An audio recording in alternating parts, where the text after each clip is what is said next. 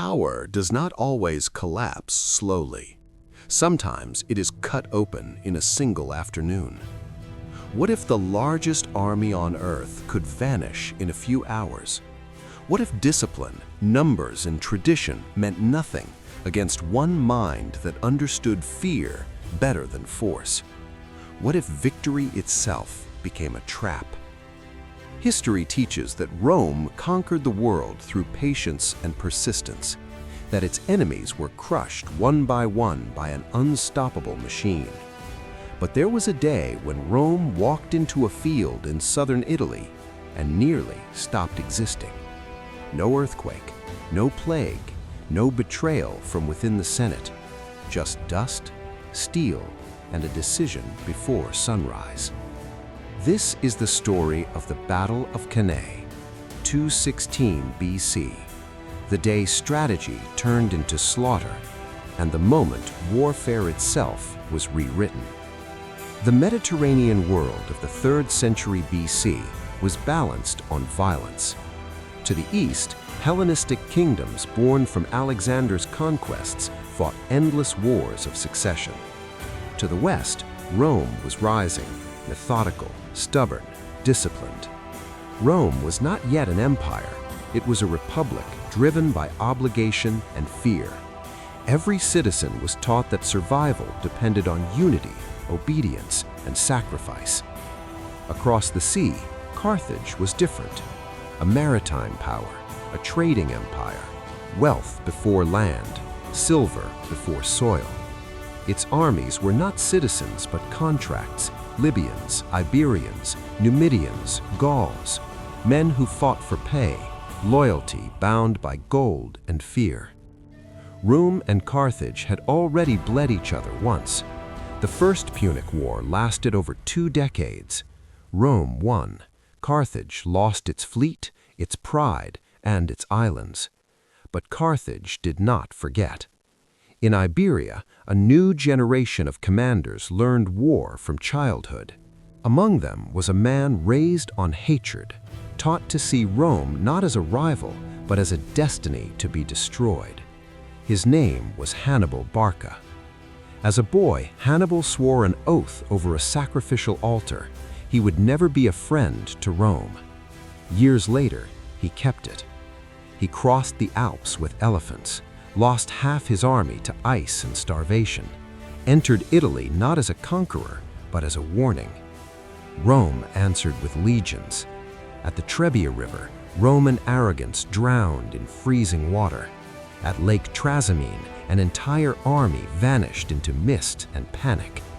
Rome had never seen anything like this. A foreign commander roaming Italian soil, destroying consular armies, turning Roman discipline against itself. Fear crept into the Senate, but fear did not yet become humility. Rome believed it could fix anything with more men, so it raised the largest army it had ever assembled. Cannae was not chosen for symbolism, it was chosen for grain. A small village in Apulia near the Aufidus River, flat land, open fields, perfect for Roman formation warfare. Rome gathered nearly 80,000 men, 8 legions, double the usual force, citizen soldiers shoulder to shoulder. They believed numbers would crush genius. Across the field stood Hannibal. Barely 50,000 troops, inferior infantry, surrounded by enemies, cut off from reinforcements. By every rule of war, he should have withdrawn. Instead, he waited. Visual, a dark illustrated map slowly zooming towards southern Italy. Rome's commanders that year were divided. Lucius Aemilius Paulus, cautious, experienced, wary of Hannibal's traps. Gaius Terentius Varro, aggressive, political, eager for glory. Command alternated daily. On the morning of August 2nd, 216 BC, it was Varro's turn. The sun rose behind the Roman lines. Dust already hung in the air. Varro ordered the advance.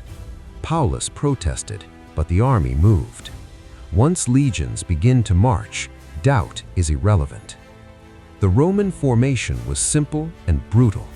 Heavy infantry packed tighter than ever before. Depth over flexibility, a living battering ram.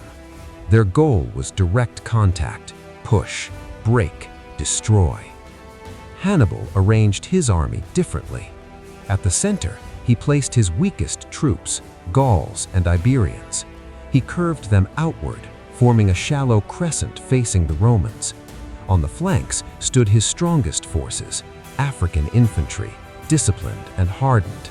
Behind them, cavalry waited. This formation looked wrong.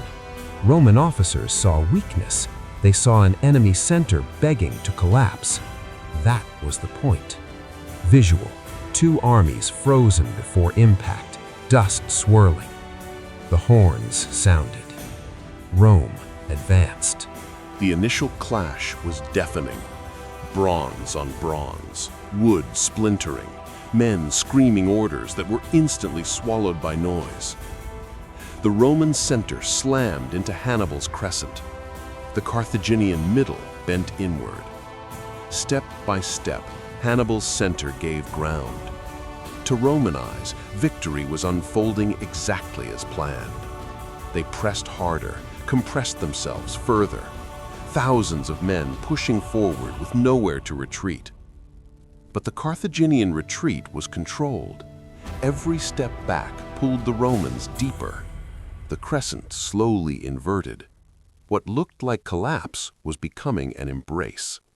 On the flanks, the real battle began. Carthaginian cavalry, especially the Numidians, were faster, looser, more ruthless. Roman cavalry was heavy, traditional, rigid. The left Roman flank broke first, then the right. Carthaginian horsemen did not pursue fleeing enemies. They turned inward. They rode behind the Roman infantry. The sound of hooves did not reach the trapped men until it was too late. At the center, the Roman mass had fully committed. Their formation was no longer a line, it was a column. Men in the rear could not see the front. Men in the front could not step back. Air grew thin. Bodies pressed so tightly that fallen soldiers could not hit the ground. They remained standing, crushed upright by living flesh. Then Hannibal gave the signal.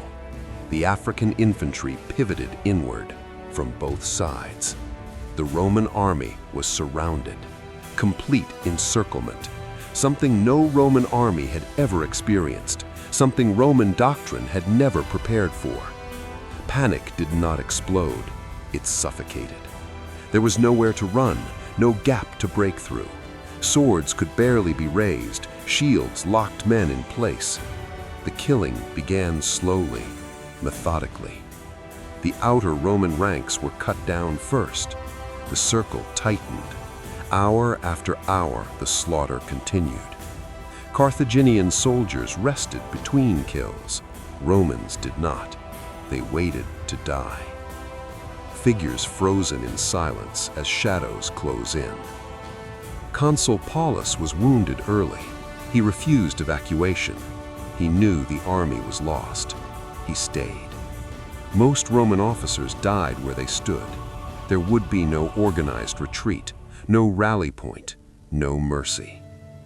By sunset, the field was unrecognizable. 70,000 Roman soldiers lay dead or dying. Another 10,000 were captured. The Roman elite, senators, tribunes, experienced commanders, were gone. Rome had never suffered a loss like this, and Hannibal had done it with fewer men. Not through brute force, through understanding how fear moves. News reached Rome days later. There was no wailing in the streets. The Senate ordered silence. Public mourning was banned. Rome did not collapse, but it did change. Prisoners were ransomed or enslaved. Young boys were drafted. Slaves were armed. Every available resource was converted into survival. Rome refused to negotiate. Hannibal waited for allies. Some came, most did not. Rome learned. It stopped fighting Hannibal directly. It starved him, isolated him, waited him out. Years passed. Hannibal would never again achieve a victory like Cannae. Rome would never forget it. The legacy of Cannae outlived its dead. Generals studied it for centuries. Double envelopment became doctrine. From Napoleon to modern military academies, the name remained, not as a victory, but as a warning that numbers lie, that confidence kills, that intelligence, when ignored, becomes fatal. Rome survived, but only because it accepted a truth written in blood that day.